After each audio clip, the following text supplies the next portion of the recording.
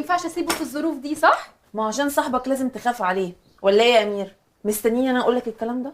هو انتوا يعني ما تعرفوش اكرم؟ ما هو طول عمره عنيد وبيعمل اللي في دماغه. لا اكرم ممكن ما يسمعش كلامي، ما يسمعش كلام ماما ولا كلام آية، لكن انت عشرة عمره وصاحبه وشريكه، اكيد بتأثر بكلامك. ايوه، ما هو انا صاحبه وشريكه وكل حاجه، بس ده ما يدينيش الحق ان انا اقول له يتجوز مين وما يتجوزش مين.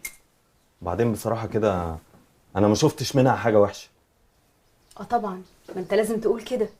مش هي اللي جرتك للقمار؟ ماجي، سوري يا جميله، ما هو انا ما ينفعش افضل كده عامله عبيطه وسايبه بيتي يتخرب. كان لازم اقول له ان انا عارفه منك ومن زمان، يمكن يحس على دمه ويبطل القرف اللي بيعمله ده. لا ما تبصليش كده. قلت لها هعمل ايه يعني؟ ما انا بصراحه مستغرباك جدا انت والشحط التاني اللي اسمه اكرم، لما بنت زي دي تجركوا لطريق غلط وحرام وتقولي اصلا ما شفتش منها حاجه وحشه. مستني تشوفي ايه اوحش من كده؟ بعد ما علمتكم القمار تعلمكم السرقه؟ تعلمنا السرقه؟ معلش يا جميله ما تزعليش مني، بس الكلام ده مش داخل دماغي.